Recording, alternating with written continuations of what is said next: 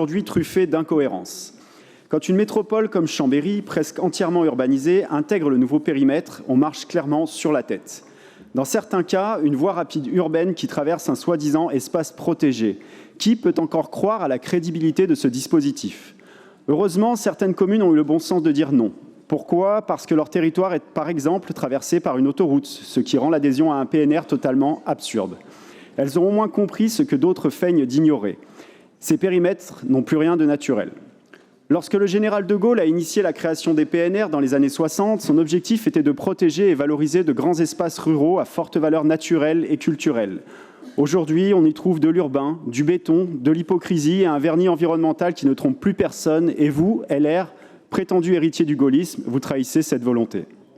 Pire encore, sous couvert de transition énergétique, on voit fleurir des projets d'agrivoltaïsme, sans aucune garantie sur leurs impacts à long terme.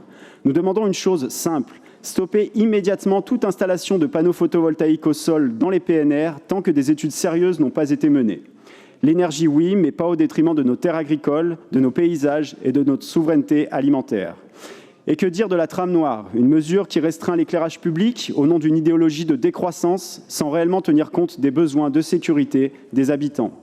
Face à cette fuite en avant, à cette écologie de façade, nous voterons contre ce rapport, parce que nous refusons de cautionner une politique qui détricote en réalité nos territoires et leur cohérence et qui trahit la philosophie initiale des PNR. Je vous remercie.